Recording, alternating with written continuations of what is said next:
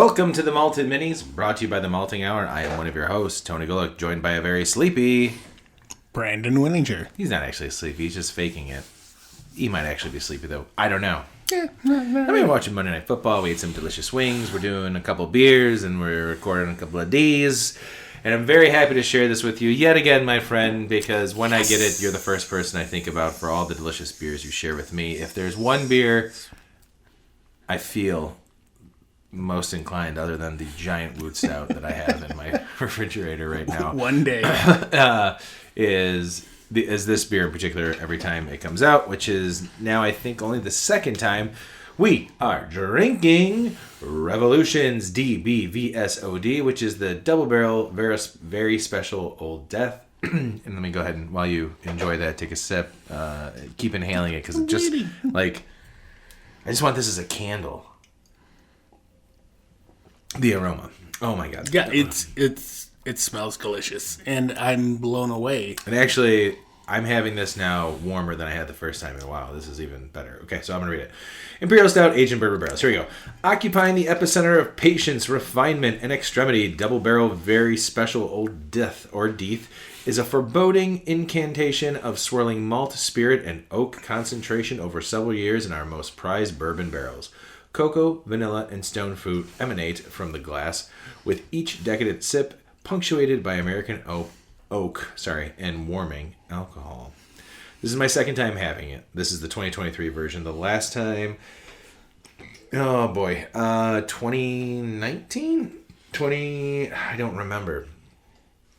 I'm trying to find it, and I can't find it. I'm seeing all these other, other versions of it with like vanilla and shit like that. I want to say, they did a double barrel VSOD apple brandy, 2018. Nope, 2020. So this looks like the third time that they've done this. 2018, 2020, when they also did this. This is the 2023 version from Revolution. Brandon, what are your first impressions of aroma and then into actual taste? So aroma, I was getting, right off the bat, I was getting dark fruit. Raisin was the first thing that I came up with. It was very raisiny. It was... it's got a brown sugar essence to it. I'm still like, I keep going back. I took a sip, but I keep going back and smelling it. But yeah, like that's the predominant thing is like raisin, brown sugar. I'm getting some hints of barrel. Yeah. I get booze, not in like not like a super boozy way, but like when you have a nice bourbon or something in your glass. Yeah, and I'm getting booze, but it's so subtle for me. It is. It is subtle. It's the very last. Excuse me. The very last smell. There's some overrounding like heat on the aroma. Excuse me. We've been drinking and eating wings, so pardon our burps and all those things. Yeah, but like going, like swirling it around, going in again for another like whiff of the aroma, like that heat. It's like an overwhelming like overall arching thing, but the predominant is like brown sugar, dark fruit, and then some barrel. I didn't pick up that dark fruit until you said it, and I guess I couldn't place it, but yeah, raisiny is definitely. Yeah. I don't get that in the taste. In the taste, I get a lot of vanilla, cocoa, oak, kind of warming booziness. Yeah, sweet chocolate, barrel, but it's not like it's hurting, like warm, like burning my chest. It's a warming sensation. Agreed, and I am still getting some of that raisininess, and not in a bad way at all. Like this is just super. It's been put together really well. It's a very well balanced stout. Is it a stout? Yeah. Well, I don't know, because I'm like, I mean, I have already read it. It was just a great question, because I'm also just thinking about, we've been sitting here for a little bit at your bar. Yeah. That's just a great question. Like, is it a stout? But, it is. I understand why you're questioning it. Their barley wines sometimes... Flavor profile teeters on barley wine for It's sweet. me. The sweetness. Yeah. I feel like the sweetness is very close to a barley wine, not for a stout from Revolution, especially their barrel-aged stouts. They don't tend to be super sweet. This one is sweet. And as you were talking about it, this reminds me of a... God, what was... Oh, Krampus in the Rye. 2023 Krampus in the Rye. Yep. That we just had. There's a sweetness that we found out was from the actual barrel because the beer itself isn't super sweet. And I feel like this beer is sweeter probably because of the ABV, which, by the way, I don't know if I said this. It's 17.9%, man. What?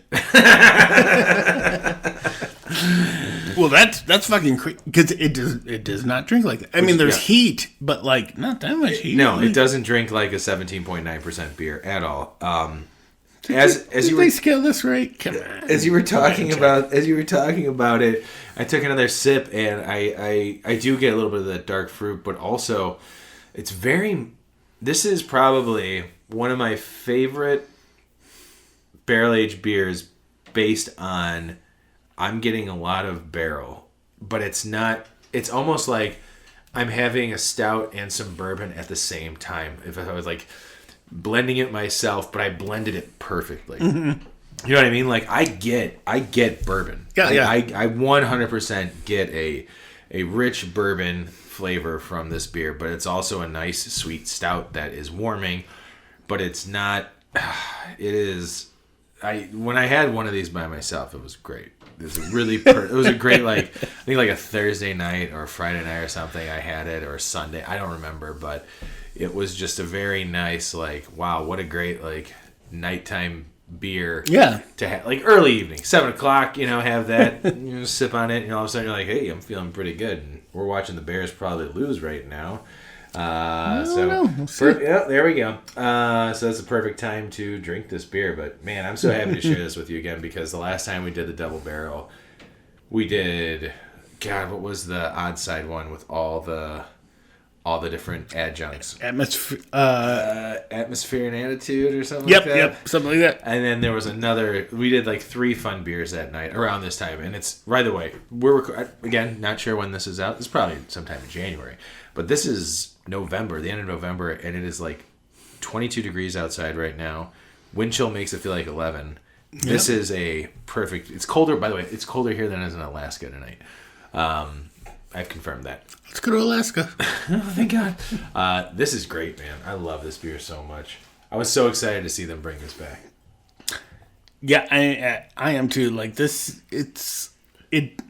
was it 17% last time they did it? I want to say it was definitely close to that. High, but... Yeah, let me see. Pulling it up right here. The 2020 version was 17% exactly. So this is a little higher than last year. Yeah, it just drinks so well. So well. Like, maybe actually I'm interested to see what the double barrel VSOD from 2018 was. Also 17. So, I hope they keep doing this.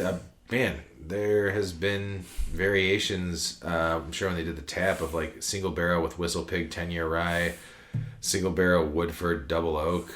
Oh, jeez. Well, all the VSOJs too, but wow. I just love when this beer comes out. I remember the first time in 2020 having it and just falling in love with it, and I think I've now committed myself for the next time they release it that I'm just gonna buy the 4-pack myself instead of splitting it with Clark. Sorry, Clark, you're gonna be stuck with a 4-pack.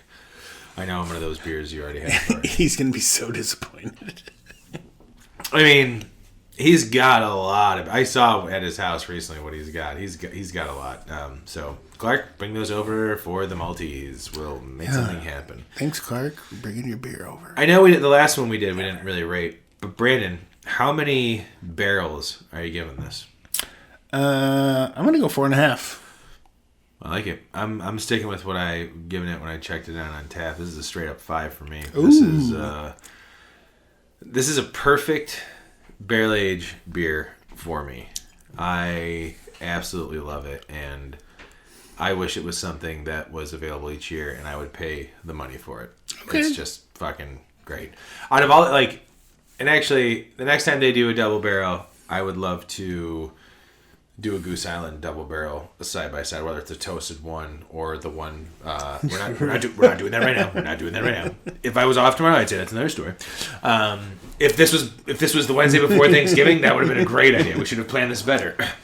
But yeah, any other double barrel beer, I'd love to put this up against to see where it stands. I think this is the king.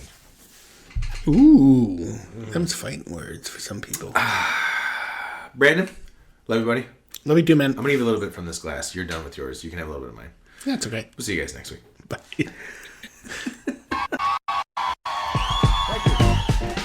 This has been The Malting Hour. Be sure to follow us on all social media by searching The Malting Hour and at themaltinghour.com. You can also follow us individually on social media. Brandon can be found on Instagram as BMDub81, on Twitter, BDub81, and on Untapped as BDubDrinksBeer. Tony can be found on Instagram and Untapped under Ace of Help Chicago, on Twitter, The Ace of Help Chicago. Clark can be found as Clarkowski on all three. Dan can be found on Instagram as hip__hops and hip hops on YouTube.